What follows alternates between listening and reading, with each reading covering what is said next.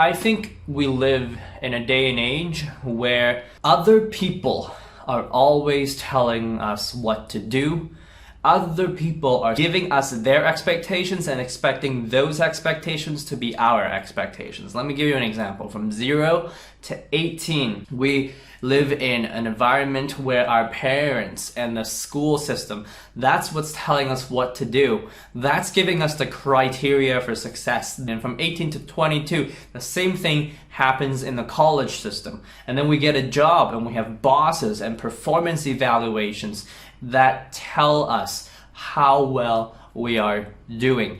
So we're constantly bombarded by these messages of other people giving us our worth. How are we supposed to truly be unique if we're supposed to fit into a mold that another person has created for us? And that's created something. What has it created? Well, what do you do when you need advice? What's the first thing that you do? You go to your phone, you go Google, right? Like how to do this, or advice for, I don't know, getting married, or advice for having children. We Google things. We live in a world where we are constantly trying to consume information in the hope that it will actually enrich our lives. And sometimes it does, don't get me wrong. If you're learning new knowledge, good for you. But oftentimes, I think that consumption of information stops us from the execution that actually helps us figure out what we need to do. In fact, we are so paralyzed by the fear of failing certain expectations that sometimes other people have set for us that we think are actually our own expectation for ourselves. We're so afraid of failing those expectations that we spent ages just looking for the right advice online before we start, when in reality, failure is the quickest path to success. Actually trying and actually doing it, that's how you learn the most. And so I think in this noisy world, some of us need to listen to other people's opinions for sure, but above that, we need to start listening to ourselves. We need to start respecting ourselves and our own thoughts and our own opinions. We need to start figuring ourselves the heck out and listen to the inner voice. Some of us don't want to listen to the inner voice. Some of us try to replace our own inner voice with the inner voice of a guru, the inner voice of a coach, the inner voice of a consultant, the inner voice of a mentor. While it's good to listen to those people and even take their advice because they should have been there and done that, it's super important when they say you have to make a decision for yourself that you understand what that actually means, that is actually a decision for you and you own it 100%, whether or not you are going to be happy or not as a result of that decision. I mean, I'm going to break the fourth wall for a second. I remember when I was starting this YouTube channel, it was kind of like, what the heck, I'm going to give it a shot kind of thing. I didn't have anything in mind. And so what I thought was, no, I'll make videos to help teachers that are going to go overseas because, well, I'm overseas. And so for 2 weeks, I made a video every single day, and it was literally just me recording myself on my phone, giving advice, totally unfiltered. I recorded it and then I uploaded it. There was no intro. There were no cuts. Some videos I probably recorded like 10 times because I kept screwing up. I was just talking about things that I knew, things that were in my experience, telling stories that I experienced.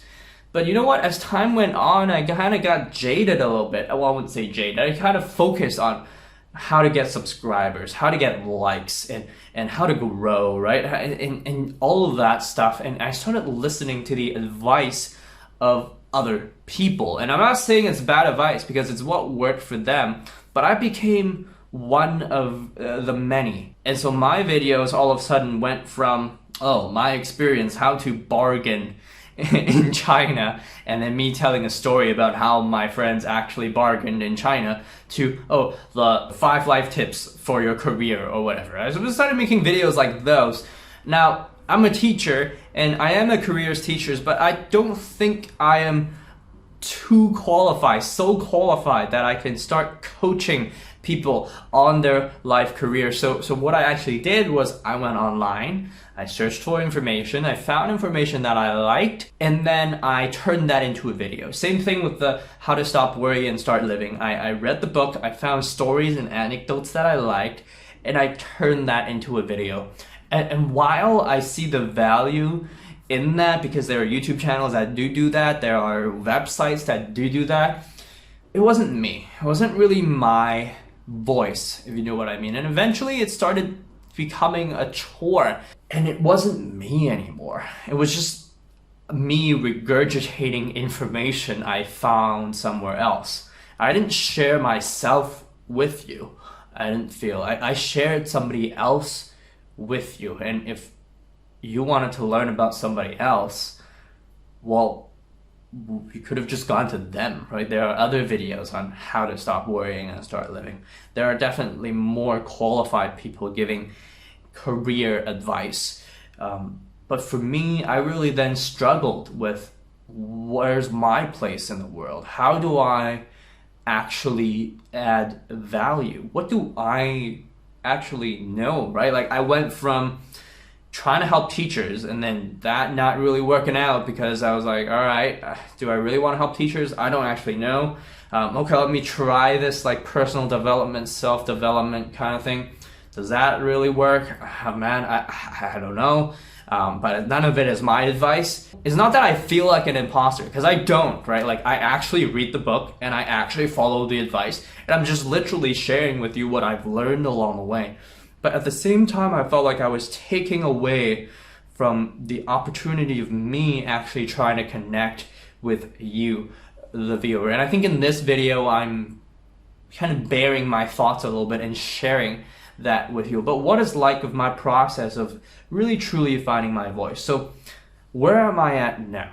I'm at a place where I think I've had an epiphany of sorts. I think I'm at a place where I have the courage to be real, to challenge myself to be real. And I think finding your voice or finding my voice, really part of it had to do with me being truly authentic. And somehow, people say be yourself, be true to yourself and all that, but I really think authenticity comes from actually being honest about who you are, sharing that, your struggle, your problems, the journey with other people. When Gary Vaynerchuk says something like document the journey, instead of trying to pose as the guru and trying to give life advice, but talk about the journey of you trying to get there, the journey that I'm trying to actually embark on, the place that I'm trying to get to, is just a place where I actually know what the heck I want to do with the time and the gift and the resources that I've been given and I'm thankful for. I need to figure out who I want to help. I need to figure out what kind of videos to make. I need to figure out why I'm actually even doing this in the first place. And I think publishing every single day, Seth Godin's advice, actually formalizing your thoughts down every single day, forces you to listen to yourself, forces you to put yourself out there. It's one thing to be like, hey, I know that. It's another thing to put it into your own writing, your own video, your own audio. And so I think moving forward, I think if you can actually stop worrying about the numbers, I mean, you still optimize, right? You still do keyword research and all that. You still promote and do all that. But if you stop caring about all the numbers of the likes and the comments and the shares and the follows and the subscribers and the followers, you actually get the chance to be unapologetically you.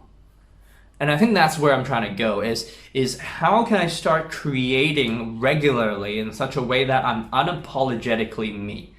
That when I look at that, I'm like, yeah, that's me. I'm proud of that. Those are my experiences. I'm not sharing somebody else's experience. I might pull from their anecdotes once in a while because, you know, other people have lives and their lives have been meaningful and their lives have been helpful to other people. But in general, I think the way to be unapologetically you is really to actually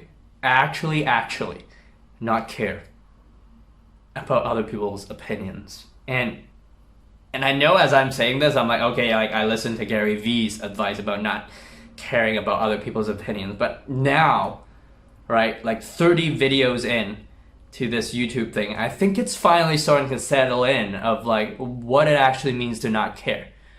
It actually means that I don't care if somebody says negative things, nor do I actually care if somebody says positive things. Like, it doesn't change my mode of operation, but at the same time, I care deeply, right? It's kind of like a paradox. It's finally sinking in. It's kind of like a paradox. At the same time, I care deeply about that person because they took the time and attention and effort to consume and watch and support. And while the other person that said the negative thing could have done the same thing. They took the time to comment. They took the time to give me their attention. And so I deeply care about that. But it doesn't affect the inner voice that's telling me how to be alive and what to do and what to say. Because that's what it means to be self-aware. That's what it means to have yourself figured out, that you're not wavering at other people's opinions. When other people tell you stuff, oh, come out, you can say no, and you're comfortable. And I think that's really the beginning of a path that leads you to a place that other people have never gone. And I think that's the path of every entrepreneur. I think that's every path of every content creator that's trying to build something. I think that's the path that everybody should actually take as we move into the 21st century. This world where the economy is going to become more gig-based, more skill-based instead of the regular 9-to-5 job. I think now is the best time to start figuring out who you are so you can be unique. And I'm still on this journey. And if anything I shared actually made sense to you, I would love your feedback. And even if you paid attention to my next video, I would love to continue this discussion with you. So if you enjoyed this, thank you for watching. Have a great day. Bye-bye.